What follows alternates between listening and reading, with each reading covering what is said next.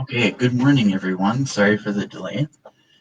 Welcome to our virtual tabling. And so today we are going to go over, in the spirit of National Diabetes Month, we're going to go over the signs and symptoms of diabetes. So without further ado, let's get started. And so let's get started just with a basic overview of both prediabetes and diabetes. So prediabetes, of course, is a condition that comes before type 2 diabetes. And at this point, the body is starting to become more resistant to the effects of insulin. And it's also worth noting that most people actually don't experience any symptoms, or if they do, they might experience very little symptoms to prediabetes. And it's actually very prevalent in the United States. About a third of American adults have prediabetes. And of those that have prediabetes, about 8 in 10 don't actually realize that they have it. And then specifically, so for type 2 diabetes, at this point, the pancreas is having more and more trouble producing the amount of insulin required that your body needs because of the amount of blood sugar that's in the body. And it's also worth noting that the high blood sugar is starting to damage parts of the body. And this often develops over the course of several years. And again, it's a pretty prevalent disease in the United States. So about 9 in 10 people that are diagnosed with diabetes have type 2 diabetes. And I believe that number is somewhere between 30 and 32 million people. The other 10% of people have type 1 diabetes, which is a little bit different. Most often, diabetes develops, in older people, usually 45 years plus. But in recent years, we're also starting to see diabetes developing in younger people, as young as children, which can be quite alarming. And so these are just a list of the signs and symptoms of diabetes. We'll go through, what each one kind of means and how, kind of the causes from them. And then I also want to make sure to, kind of let you know, like this list isn't necessarily inclusive, and it's best to go to your doctor. If you're maybe experiencing, a good amount of these, go to your primary care doctor, and that way they can, they'll be able to assess you and they'll be able to make the proper diagnosis. And so let's get started with these signs and symptoms. So the first two we'll go over is urinating a lot and also being very thirsty. So your body is trying to, get, like, your kidneys are starting to filter out a lot of that, a lot of the blood sugar. And in addition, this is related to something called ketoacidosis. And what that is when your body isn't able to, get blood sugar into the cells for your body to use energy, your body starts to burn fat, and it starts to create chemicals called ketones, which start to build up in your blood, and it makes your blood very acidic. And this also, your kidneys are trying to filter out that, the acidity in your blood. It's trying to make it more neutral. And so, you end up urinating a lot because your body's trying to expel all that, acidic blood. And then you're also, very thirsty because you're getting rid of all of that water. And so then losing weight without trying, feeling very hungry, and also starting to feel tired. This is also related to that high blood sugar and your body's ability not to use insulin correctly, or it's starting to become more resistant. So because your cells aren't getting the kind of the blood sugar that your cells need to produce energy, you'll start to feel very tired. You're not going to start to feel satiated because you're not getting that energy. It's still in your bloodstream, and that's also why you start to lose weight without trying, or you might feel very hungry even though you're still even though you're eating. So that's where those symptoms kind of come into play.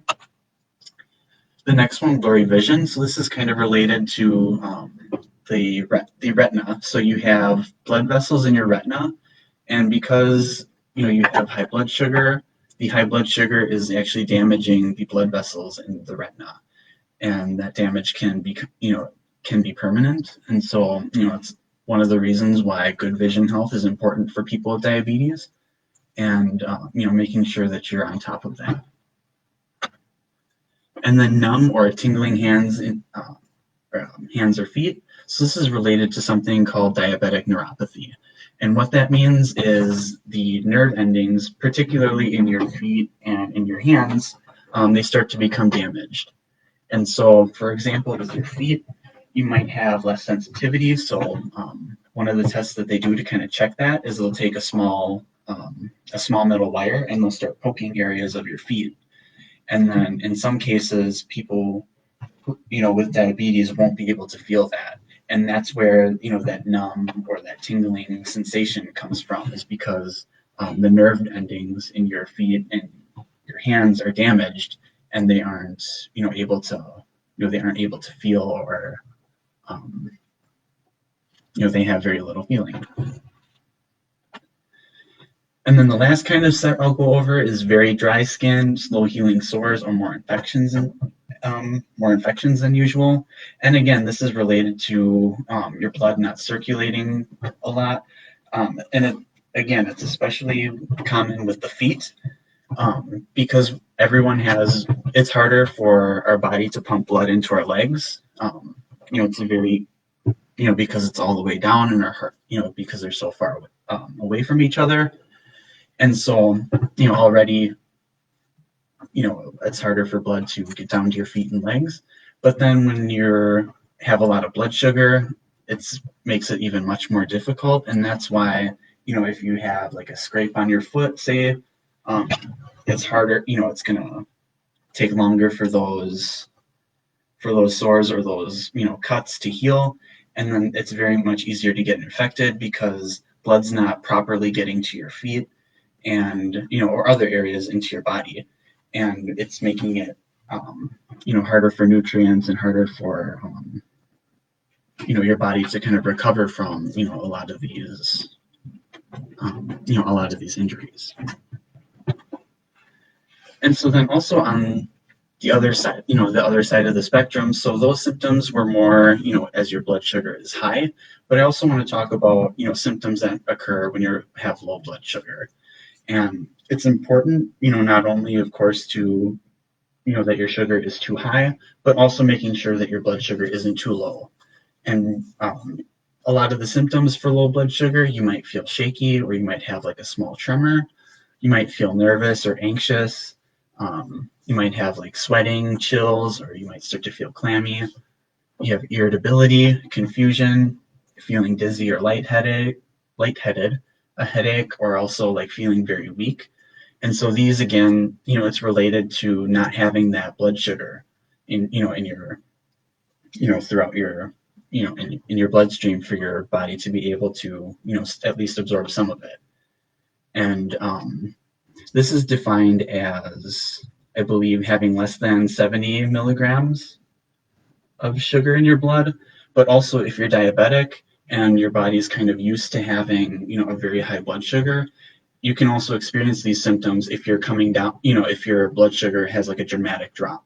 So for example, let's say, your blood sugar is pretty regularly 300, but then all of a sudden it drops down to 100 very suddenly.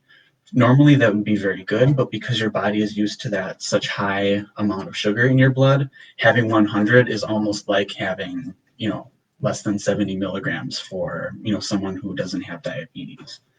And low blood sugar can be very dangerous. You can go into a seizure, or even it can be fatal in some cases. So again, it's very important that if you have diabetes, to make sure that not only is you're controlling your blood sugar not being too high, but also making sure that it doesn't go low.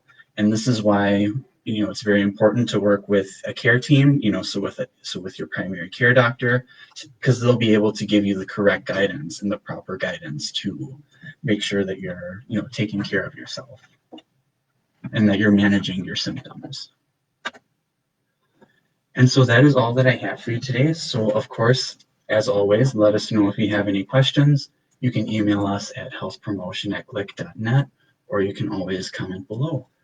And so thank you for tuning in with me, and I will see you again next week.